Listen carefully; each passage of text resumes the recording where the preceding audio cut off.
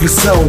Como uma serpente tem um desejo homicida, um ser traiçoeira, minha mente distorcida. Na minha infância, meus pais foram mortos na guerra. Desde então eu despertei a ambição da vida eterna. Contra minha habilidade, o inimigo nunca é páreo. A guerra que me fez órfão me fez um semi lendário. Cresci na busca insaciável por poder. A beleza da serpente é o talento de renascer. Aprender todos os chutes do mundo era meu plano, mas a vida é limitada é a fraqueza de todo humano. A vida não tem sentido se a morte é uma consequência. Aprender seus segredos justifica minha existência.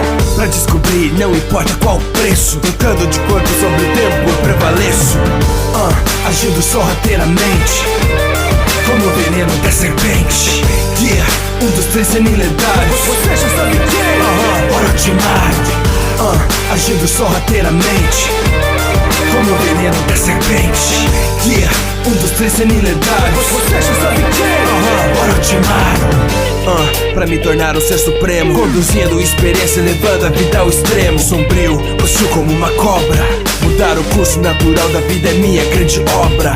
Caço talentos para usá-los a meu favor. Na minha antiga aldeia meu nome causa pavor.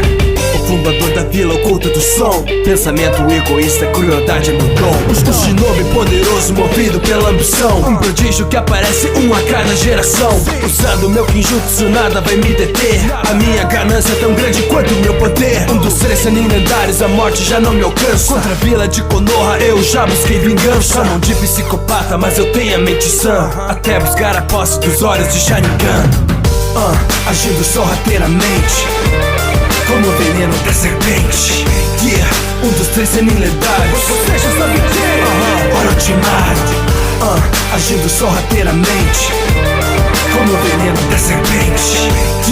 Um dos 3 semi-lendários. Você já sabe quem? Orochimaru.